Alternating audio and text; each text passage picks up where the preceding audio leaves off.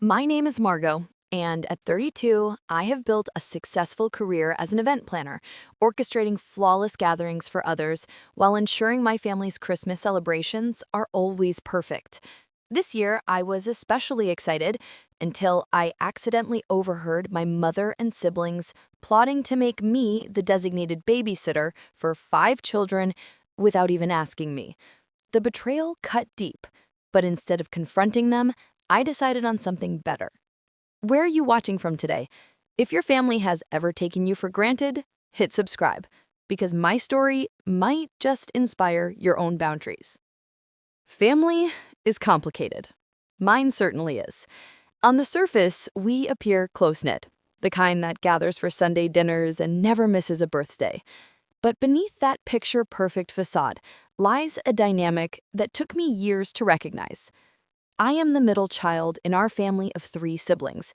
My older sister, Abigail, is the perfectionist with twin boys, 7-year-old terrors named Jackson and James, who she somehow believes are angels incarnate. My younger brother, Thomas, has 3 kids with his wife, Penny, 9-year-old Sophie, and the younger ones, 5-year-old Emma and 3-year-old Lucas. Then there is me, perpetually single Margot, the reliable daughter who always steps up for family events. My mother, Linda, widowed 5 years ago when Dad passed from a sudden heart attack, has come to rely on me more than I sometimes think is fair. Dad was always my advocate, the one who noticed when others volunteered my time without asking. Without him, the balance shifted. My role as family coordinator wasn't something I chose, but it evolved naturally from my organizational skills. I started small, helping with Thanksgiving dinner timing when Mom seemed overwhelmed after Dad died. Then it was Easter, then Christmas, until somehow every family gathering became my responsibility to plan, execute, and often finance. Meanwhile, I built my event planning business from the ground up, starting with small birthday parties and working my way to corporate events and weddings that now command premium prices. My calendar stays booked months in advance, something my family conveniently forgets when they call with last-minute requests. Last summer, Abigail called the day before her anniversary, frantic that her dinner reservation had fallen through. Could I possibly find them something? Oh, and could I watch the twins while they went out? I canceled my own plans and made calls to 3 restaurant owners who owed me favors. By 9 that evening, Abigail and her husband were enjoying a private rooftop dinner I had arranged, while I supervised the twins, who refused to sleep until their parents returned at midnight. 2 months ago, Thomas needed emergency help with a school project for Sophie. His text read, "Need dinosaur diorama by tomorrow morning. Any chance you could help? We all know your crafting skills are way better than mine." I stayed up until 2 in the morning, creating a prehistoric landscape that earned Sophie an A+. My mother relies on me most of all. When the pipe burst under her kitchen sink, I was her first call. When she needed help figuring out her new smartphone, I spent 4 hours walking her through the basic functions. When the neighbor's tree fell into her garage, I handled the insurance claim because the paperwork overwhelmed her. For years, I accepted this role without complaint. After all, family helps family. But something changed last spring when I met Jason at a charity gala I was coordinating. He was the photographer hired to capture the event, and between his camera clicks and my clipboard checks, we discovered a connection that felt effortless. For the first time in years, I found myself excited about dating someone. Jason understood my hectic schedule because his work involved similar demands. He appreciated my organizational skills rather than exploiting them. When I talked about family obligations, he listened without judgment, but asked gentle questions that made me consider whether the balance was fair. As Christmas approached this year, I felt a new excitement. Jason and I had been dating for 8 months, and I wanted him to join our family celebration. I dropped hints during our Thanksgiving dinner, mentioning that I might bring someone special this year. My announcement received distracted nods as everyone focused on the meal I had prepared. I began planning Christmas in early November, ordering specialty ingredients and handcrafting personalized ornaments for each family member. I reserved the premium ham from the butcher, who only offers 20 each season, paid for entirely out of my own pocket as my gift to everyone. I researched activities the children might enjoy, creating custom coloring books with illustrations of our family traditions. My dining room became Christmas headquarters, filled with lists, schedules, and shopping bags organized by recipient. I spent weekends decorating my mother's house with fresh garlands and arrangements, climbing the tall ladder to place every light just so, while she supervised from below with a cup of hot chocolate in hand. This year would be different because I planned to introduce Jason to our traditions. I envisioned us serving dinner side by side, his presence a quiet statement about my life moving forward. I wanted my family to see me as more than just their reliable helper.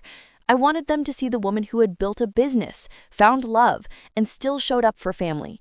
I believed they would welcome him with the same warmth I had always shown their partners. I had no idea how wrong I was until that fateful day 1 week before Christmas. The morning started like any other December day, with frost coating my car windows and holiday music playing on the radio during my drive to my mother's house.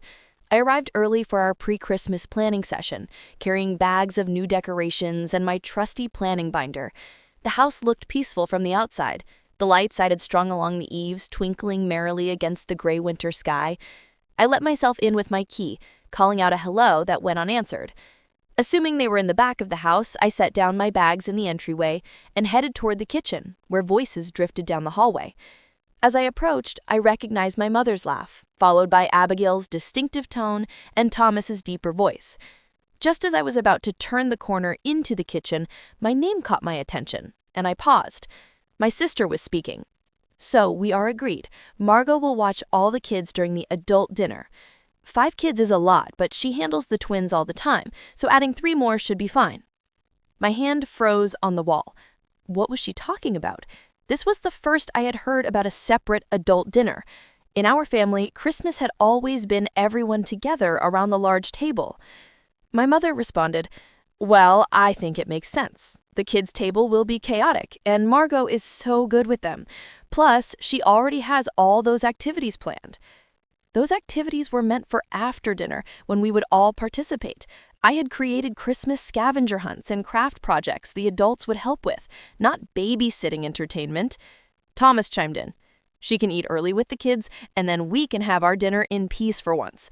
Last year, Lucas had that meltdown, and I barely got to taste the food Margot had spent all day cooking." I felt a tightness in my chest as I continued to listen, unable to make my presence known. "And she will handle the cleanup too, right? She always does," Abigail added. "I was thinking we could open a nice bottle of wine this year without worrying about driving, maybe even play some adult games after dinner." My mother laughed.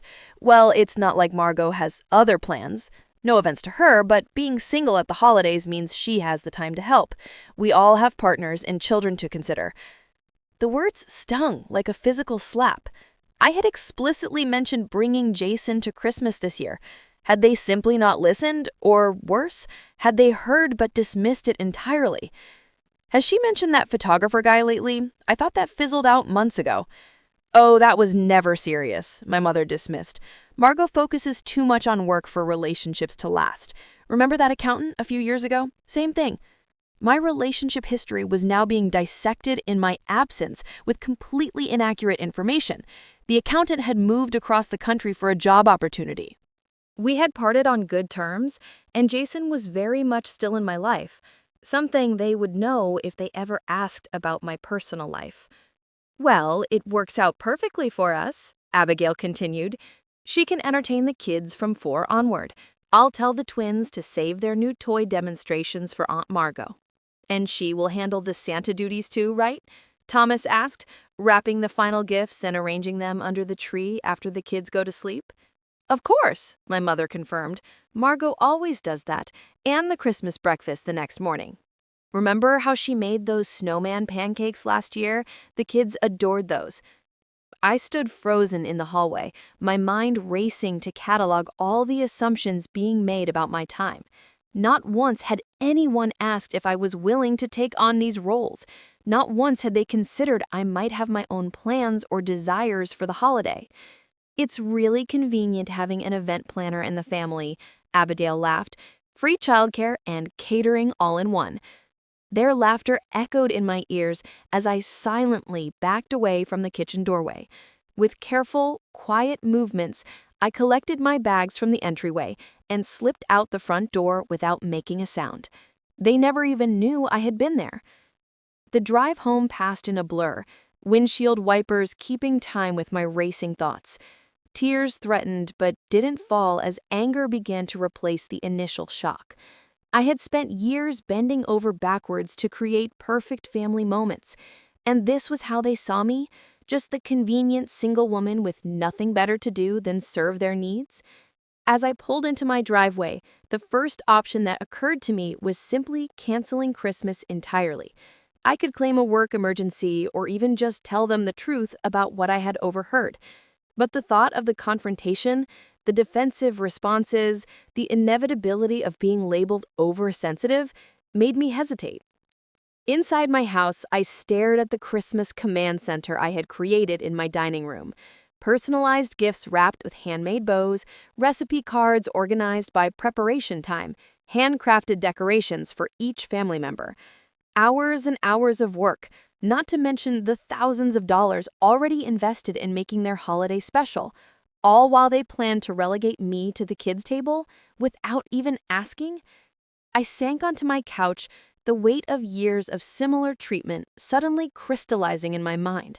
The birthdays where my gift was offering to babysit, the family vacations where I somehow always ended up watching the children at the hotel pool while everyone else enjoyed excursions, the countless times I rearranged my schedule because Margot is so flexible with her time. The pattern was painfully clear now. I wasn't seen as having a life of equal value to theirs. My time was considered communal property, available for their convenience. As this realization washed over me, I knew something had to change. That evening, I sat in my darkened living room, surrounded by the gentle glow of Christmas lights, nursing a glass of wine and cycling through emotions. Anger gave way to hurt, then to resignation, then back to anger in an exhausting loop. My phone buzzed periodically with texts from my mother asking where I had disappeared to, but I couldn't bring myself to respond yet. I considered my options. Direct confrontation seemed the most straightforward approach. I could call a family meeting, explain what I had overheard, and express my feelings about being taken for granted. But experience told me how that would go. Abigail would become defensive, claiming I was overreacting. Thomas would look uncomfortable and say little. My mother would tear up and remind me how difficult the holidays had been since Dad died, effectively shifting the conversation to her grief rather than my concerns. Another option was simply accepting the role they had assigned me. I had done it countless times before. I could swallow my disappointment, cancel my plans with Jason, and fulfill their expectations. The path of least resistance was well worn in our family dynamics. The third option was withdrawing completely. I could cancel Christmas, claim illness or work emergency, and avoid the whole situation, but that felt like running away, and it would only postpone the inevitable confrontation about family expectations. At 9:30, my phone rang with my best friend Sophia's familiar tone. I had texted her earlier with a vague message about family drama, and she was calling to check in. Sophia had known me since college and understood my family dynamic better than anyone. "They did what?" she exclaimed after I recounted what I had overheard. "Without even asking you? That is beyond inconsiderate, Margot. It is downright disrespectful." Her validation loosened something in my chest. "I know, but this is how it always goes. They assume I'll handle everything because I always have. Because you're capable and generous, not because you're their personal assistant. What does Jason say about all this?" I haven't told him yet. I had plans to spend Christmas Eve together before joining my family on Christmas Day. Now I don't know what to do. "What do you want to do?" Sophia asked, cutting through my confusion with her characteristic directness. The question hung in the air as I considered what I truly wanted, not what would cause the least conflict or what would fulfill my family's expectations, but what would honor my own needs and boundaries. "I want to be valued," I said finally. "I want them to recognize that my time and effort matter. I want to spend Christmas with people who see me as a whole person, not just a convenient resource." Even as I spoke, a plan began forming in my mind. It started as a small spark of possibility that grew with each passing second. I was, after all, a professional event planner. I specialized in creating experiences and solving logistical challenges. Sophia, I said slowly, what if I just wasn't there? You mean cancel altogether? No, I mean, what if I created a different Christmas for myself this year? What if instead of showing up to be their babysitter, I went somewhere else? Somewhere wonderful. I could almost hear Sophia's smile through the phone. Now that sounds more like the Margot I know. What are you thinking? As we talked, the plan took shape. I remembered a client mentioning a last-minute cancellation at a luxury resort in the Caribbean. As an event planner, I had contacts at venues across the country and beyond. With a few calls, I could probably secure a reservation even during the holiday rush. I could be on a beach on Christmas Day, the image growing more appealing by the second. No cooking, no cleaning, no wrapping presents at midnight. Do it, Sophia encouraged. Book it tomorrow. You deserve a break. After ending the call with Sophia, I opened my laptop and began researching options. The resorts my client had mentioned was indeed available, thanks to a cancellation for their premium oceanfront suite. The price was steep, but I had been saving for a kitchen renovation that could wait. This was an investment in something more important, my self-respect. With growing excitement, I reserved the suite for 5 nights starting on Christmas Eve. As I entered my credit card information, I felt a weight lifting from my shoulders. For once, I was prioritizing my own happiness. But what about Jason? Would he think I was running away from family conflict? Would he be disappointed to miss meeting my family? There was only one way to find out. Despite the late hour, I called him. When he answered, the background noise suggested he was still at a photo shoot. Margot, perfect timing. I just finished up here. Everything okay? You never call this late. I took a deep breath and explained what had happened, from the overheard conversation to my impulsive resort booking. I know it's last minute, but would you want to come with me? Spend Christmas on the beach instead of with my family drama. His response was immediate and enthusiastic. Are you kidding? That sounds amazing. And for what it's worth, what they planned to do was not okay. You deserve better treatment than that. His support solidified my resolve. There's one more thing I want to do, I told him. I still want to handle the catering arrangements for my family. That is very generous of you considering everything, he said, sounding slightly confused. Well, I replied, a smile spreading across my face. I have something very specific in mind. The next morning, I called Dukas, the upscale catering company I frequently collaborated with for corporate events. The owner, Anthony, was surprised to hear from me so close to Christmas. Margot, what can I do for you? Emergency client situation? Actually, Anthony, this is a personal request.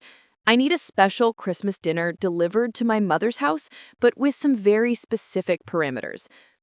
We discussed my requirements: an elegant adult dinner with wine pairings for 5 adults and a separate kid-friendly meal clearly labeled for children under 10. I specified that all dishes should be fully prepared, requiring only minimal heating, with detailed instructions even a novice cook could follow. No problem at all, Anthony assured me. We can deliver everything at 4 o'clock on Christmas Day. Will you be there to receive it? No, I replied, feeling a thrill of satisfaction. They'll need to handle it themselves for once. With the catering arranged and the vacation booked, my plan was taking shape. I would give my family exactly what they wanted, a Christmas without my interference, but on terms they never expected.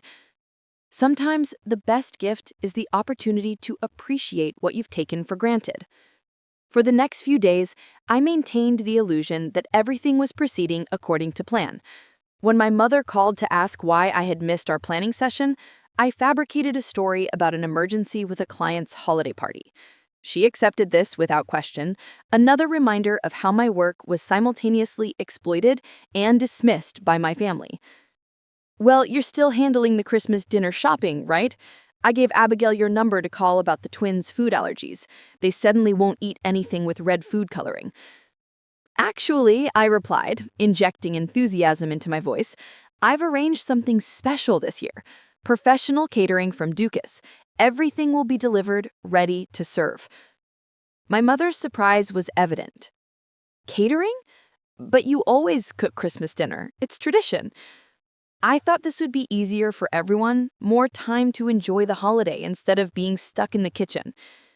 After a pause, she accepted the change with surprising ease. Well, if you think that is best, you always know how to make things special, Margot. With that hurdle cleared, I moved on to the next phase of my plan. I needed to retrieve the personal decorations and heirlooms that I had left at my mother's house over the years. Items that held sentimental value to me, but had somehow become communal property in the family collection. The following afternoon, I visited under the pretense of checking the catering menu. While my mother was on the phone with a neighbor, I quietly collected my grandmother's hand-painted ornaments, the stockings I had embroidered with each family member's name, and the antique serving dishes I had inherited from my father's mother. These treasures had gradually migrated to my mother's house because that was where we always celebrated holidays. But this year, they would either travel with me or remain safely in my home. It was a small act of reclamation, but it felt significant. Throughout the week, family members contacted me with their usual requests and assumptions. Thomas called to ask if I could pick up last-minute gifts for his children since I was so good at that sort of thing. Abigail texted to inform me that the twins now wanted to perform a Christmas pageant and would need costumes. My mother left a voicemail wondering if I could come early on Christmas Eve to help her rearrange the furniture for optimal flow. To each request, I gave non-committal responses. I'll see what I can do. My schedule is pretty packed this year. Small seeds of doubt that would bloom into realization when they discovered my absence. Meanwhile, I prepared for my getaway.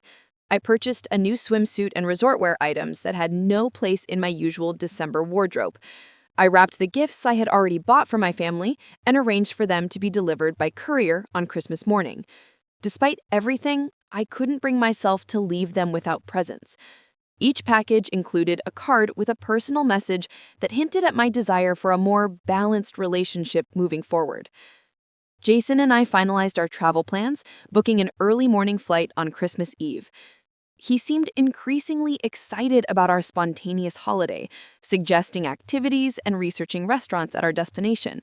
His enthusiasm reinforced my decision to prioritize this new relationship over family obligations that were neither appreciated nor reciprocated. On Thursday, 3 days before Christmas, I met with Anthony from Dukas to finalize the catering arrangements. We sat in his office reviewing the menu while his staff prepared holiday orders in the bustling kitchen beyond the glass partition. So, to confirm, we have the adult dinner with beef Wellington, roasted winter vegetables, truffle and mashed potatoes, and the chocolate hazelnut torte for dessert. Wine pairings include. Then the kids' meal with chicken tenders, mac and cheese, steamed broccoli, and Christmas cookies, all labeled and with heating instructions. Perfect. I nodded. And you have the delivery address and time, 4 p.m. on Christmas Day? Anthony looked up from his tablet. All set. Though I have to say, it's unusual for you not to be there yourself. You're usually so hands-on with family events. I smiled. This year, I'm trying something different, letting go of control a little bit. What I did not say was that I was paying a premium for the Christmas Day delivery, nearly double the normal rate, but it would be worth every penny to picture their faces when the catering arrived, with me nowhere in sight. There's one more thing, I added, reaching into my bag. Can you make sure this note is included with the delivery? It's important it arrives with the food. Anthony accepted the sealed envelope with my mother's name written in my neat handwriting. No problem at all. Anything else I should know? Just that payment has been handled in full, including gratuity for the delivery staff. They won't need to provide anything except their signature. That evening, I attended what would be my last family dinner before Christmas. My mother had invited everyone for a casual meal of takeout pizza, a stark contrast to the elaborate holiday feast that was typically expected of me. As we gathered around the table, I noticed the subtle ways my family continued to take my presence for granted. Thomas handed his youngest to me without asking when the child became fussy. Abigail discussed Christmas Eve plans that apparently included me supervising a gingerbread house competition for the children. My mother mentioned that she had told the neighbors I would be happy to walk their dog while they visited family on the other side of town. Not once did anyone ask about my plans or preferences. Not once did they notice my unusual quietness or the way I deflected questions about Christmas Day logistics. They were so accustomed to my accommodation that they could not see the changes already in motion. As I drove home that night, I felt a mixture of sadness and resolve. I loved my family deeply, but patterns established over years would not change without a significant disruption. Sometimes love meant creating uncomfortable situations that ultimately led to growth, and sometimes self-respect required stepping back from those who could not see your worth. The next day, I packed my suitcase with sunscreen and sundresses, an act that felt rebellious in the December chill. I confirmed our airport car service and printed our boarding passes. Everything was in place for our Christmas escape. That night, I turned off my phone earlier than usual, unwilling to field any last-minute requests from family members. Tomorrow would bring either understanding or chaos. Either way, I was ready for a new kind of Christmas. The morning of December 24th dawned clear and cold, winter sunlight glinting off frost-covered lawns as our car service navigated the quiet streets toward the airport. Jason sat beside me, thumbing through the resort information on his phone, while I gazed out the window at holiday decorations adorning the houses we passed. "Second thoughts?" he asked, noticing my pensive expression. I considered the question carefully before answering. Not about going, just wondering how they'll react when they realize I'm really not coming. My phone had remained off since the previous evening, and I planned to keep it that way until we reached the airport. The temporary disconnection felt both liberating and unsettling, like removing a splinter that had been embedded for so long it had become part of me. The airport bustled with holiday travelers, harried parents corralling excited children, while couples and solo flyers moved with purpose toward their gates. We checked our bags and navigated security with surprising ease, finding ourselves with time to spare before boarding. In an airport cafe decorated with tinsel and miniature trees, I finally powered on my phone. As expected, the notifications began flooding in immediately. 6 missed calls from my mother, 4 from Abigail, 3 text messages from Thomas asking if I could pick up batteries on my way over, voicemails piling up in rapid succession. I scrolled through the messages with a strange detachment, as though reading about someone else's family drama. The most recent text from my mother sent a chill through me, despite the airport's overactive heating system. "Margot, where are you?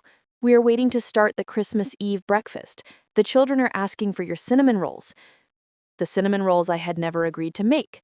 The breakfast I had never agreed to attend. Expectations piled upon assumptions, piled upon years of compliance. "They still have no idea," I murmured, showing Jason the messages. His eyebrows rose as he scanned the increasingly frantic texts. "When are you going to tell them?" I decided, my finger hovering over my mother's contact, but just enough to let them know not to expect me for babysitting duties. I composed a brief message.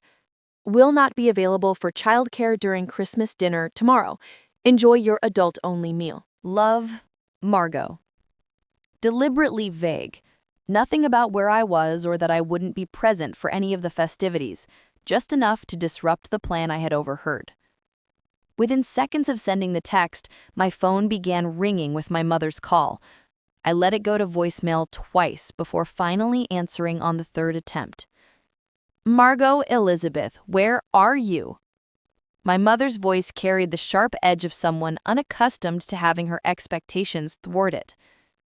"Good morning, Mom," I replied calmly, signaling to Jason that this was the call.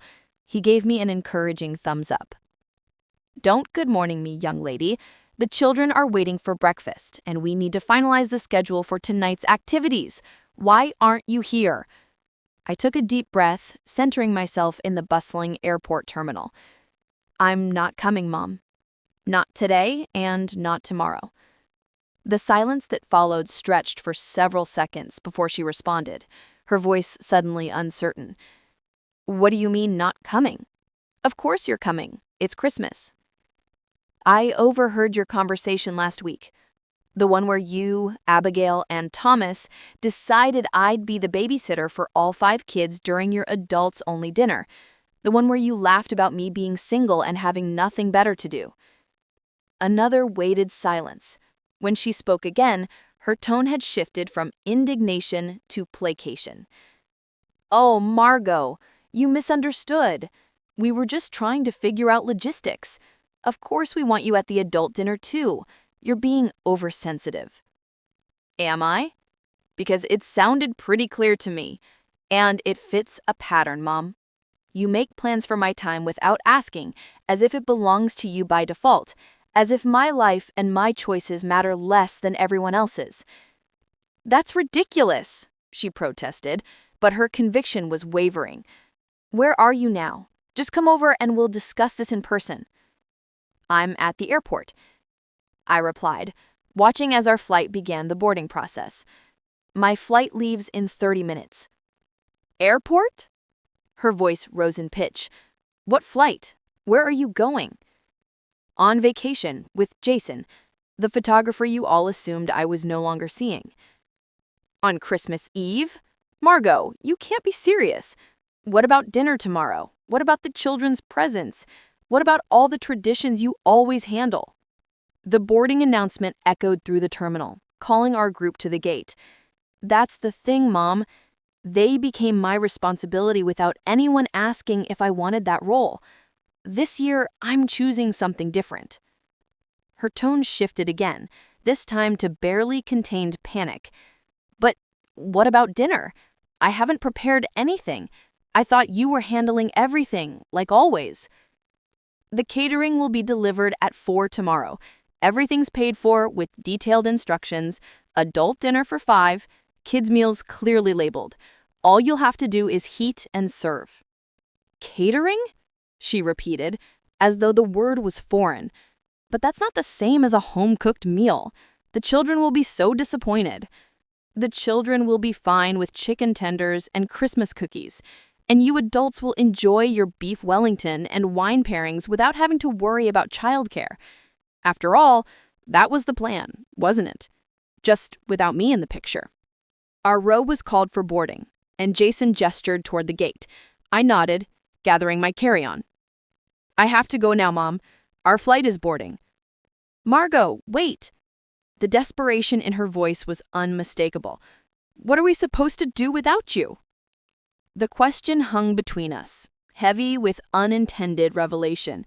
What were they supposed to do without me? Figure it out themselves. Perhaps appreciate the work I had always done. Maybe recognize my absence as the consequence of their actions. Hopefully you'll manage, I said gently. The food will be delivered. The presents are wrapped and labeled in the guest room closet. Detailed instructions for everything are in the binder on the kitchen counter, the one none of you ever bother to look at. But it won't be the same, she insisted. No, it won't. As we reached the gate attendant, I delivered my final message. Merry Christmas, Mom. Enjoy the adult dinner you all planned. I'll turn my phone off during the flight, but check messages when we land. When will you be back? She asked, her voice trembling, suggesting tears were imminent. After New Year's. We can talk then. Before she could respond, I ended the call and switched my phone to airplane mode. As Jason and I found our seats on the plane, I felt a complex mixture of emotions. Guilt at disrupting the family holiday, anxiety about the confrontation to come, but underlying it all was something stronger, a profound sense of liberation. The plane taxied down the runway as the flight attendant delivered the safety briefing. Her voice cracked as she spoke. It doesn't feel like Christmas without you, Margot. The food is fine, the presents are fine, but nothing feels right. You were always the glue. Please call me back. I sat in the shade of the palm trees, phone resting in my lap, staring out at the turquoise water. For years, I had believed that being the glue was my only worth, that my presence was essential for the holiday to have meaning. Hearing my mother admit it, without anger, without denial, was oddly validating. Yet it also underscored the truth I had been running from. They had built Christmas on my shoulders without ever asking if I was strong enough to carry it. Jason glanced over, noticing my faraway look. "More guilt trips?" he asked gently. "Some, but also honesty. I think they're finally realizing what I've been trying to say." "And how does that feel?" I took a sip of my drink, considering. Bittersweet. Part of me aches for them, for the chaos I know is unfolding right now. But another part of me, maybe the bigger part, feels lighter than ever. This is the first Christmas in years that feels like my own. He reached for my hand, giving it a reassuring squeeze. "Then it sounds like you made the right choice." As the day stretched on, filled with laughter, long walks on the sand, and a Christmas dinner of fresh seafood by candlelight, I felt a shift deep inside me. My family was struggling, yes, but they were also learning. And perhaps when I returned, the conversation would be different, not about what I owed them, but about how we could share the load. For now, I allowed myself to fully inhabit this rare, precious space. A Christmas defined not by obligation, but by freedom. A Christmas where my worth wasn't measured in cinnamon rolls, babysitting, or perfectly wrapped gifts, but simply in being me. "Yes, but it should go both ways," I explained. "Helping isn't the same as being taken for granted. I've been carrying more than my share for years, and it's left me drained." "I love you all, but love doesn't mean I have to sacrifice myself every time." My mother's lips pressed into a thin line, as though she wanted to argue but couldn't quite summon the conviction. "I never realized you felt that way," she admitted quietly. "I thought you enjoyed being needed."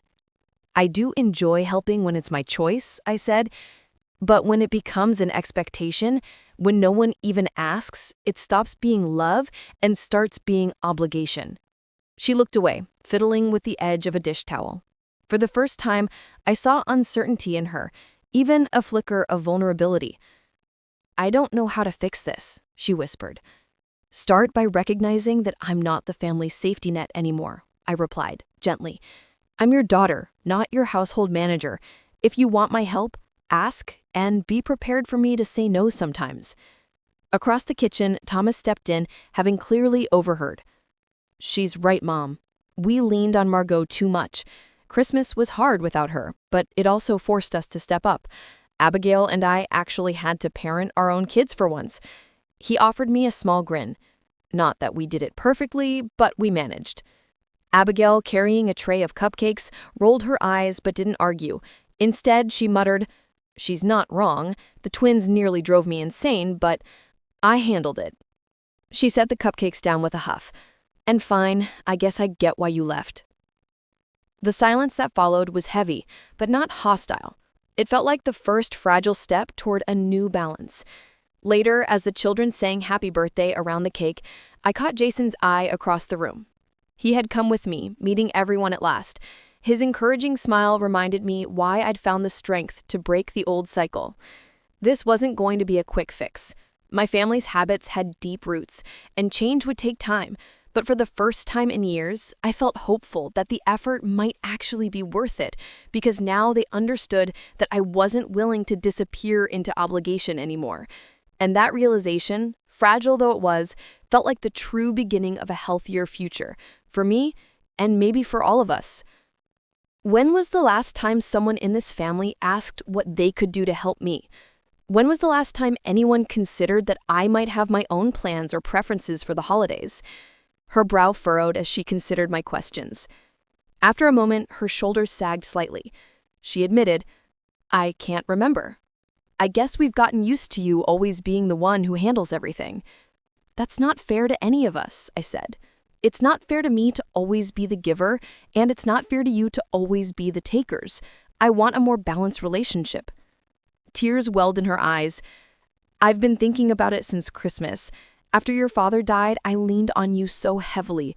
It was easier to keep doing that than to figure out how to stand on my own. I'm sorry, Margot, I didn't see how much I was asking of you." Her acknowledgement, so different from the defensive response I had expected, caught me off guard. "Thank you for saying that, Mom." "I want to do better," she continued, wiping away a tear. "I don't want to lose you because I've been selfish." We spoke for nearly 30 minutes, delving into years of accumulated expectations and unexamined patterns. For the first time, I felt truly heard as I expressed how isolating it had been to always prioritize everyone else's needs above my own. And for the first time, I saw my mother as someone working through her own struggles, rather than simply imposing demands on my time. Later in the afternoon, Abigail approached me on the back porch where I had stepped out for a moment of quiet. "That was quite the stunt you pulled at Christmas," she said, her tone deliberately light, though her eyes remained serious.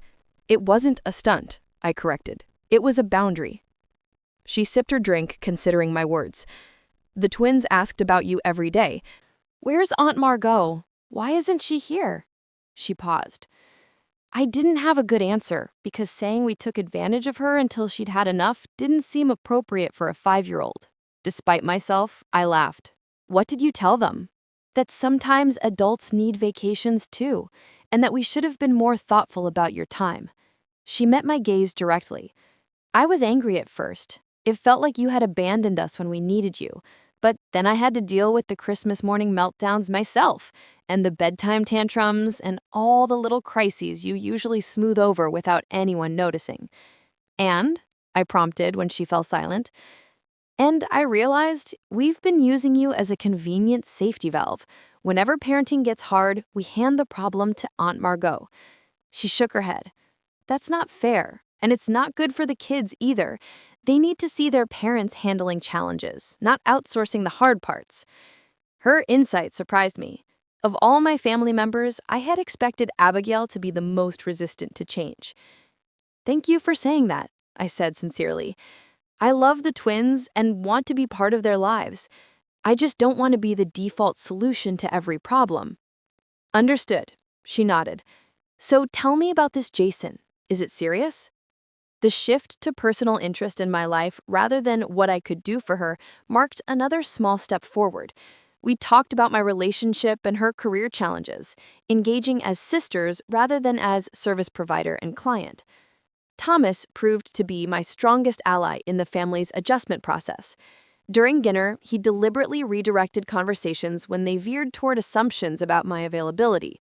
When our mother mentioned that she needed help reorganizing her garage in the spring, Thomas interjected. "Maybe we could all set aside a Saturday to tackle that together, if Margot's available." The emphasis on my choice and the suggestion of shared responsibility felt revolutionary in our family context. As weeks turned into months, the changes solidified into new patterns. Family gatherings became collaborative efforts rather than my sole responsibility. Text messages began with, "Are you available to help with?" rather than, "I need you to handle." My mother started taking community classes to build her own social network rather than relying exclusively on her children for companionship. My relationship with Jason flourished in the healthier environment I had created by establishing boundaries. He joined several family gatherings where he was welcomed with genuine interest rather than the perfunctory acknowledgement I had feared. His outside perspective helped me recognize when old patterns threatened to resurface, and his support reinforced my commitment to maintaining a balanced relationship with my family. By the following Christmas, the transformation was remarkable. Planning began with a family meeting in November where responsibilities were divided equally among all adult members. My mother hosted, Thomas handled the children's activities, Abigail managed the gift exchange, and I coordinated the meal, but with significant contributions from everyone. On Christmas Eve, as we all gathered in my mother's living room with carols playing softly and children excitedly arranging cookies for Santa, I found myself experiencing the holiday joy that had been missing for years. Without the burden of sole responsibility, I could be present in the moment, appreciating the connections that had always been the true purpose of our gatherings. "Best Christmas ever," Jason whispered as we watched the family scene unfold. "Because I'm not exhausted from making it perfect for everyone else," I agreed. Later that evening, as the children finally settled into sleep and the adults enjoyed a quiet moment around the tree, my mother raised her glass in a toast. "To Margot, she said, her eyes meeting mine with understanding. To Margot, who taught us that loving someone means respecting their boundaries, not just accepting their sacrifices. Thank you for having the courage to show us a better way to be family. The journey hadn't been easy. There had been moments of regression, uncomfortable conversations, and the challenging work of establishing new expectations. But the result was worth every difficult moment. A family that functioned through mutual respect rather than convenient exploitation, and relationships that nourished rather than depleted.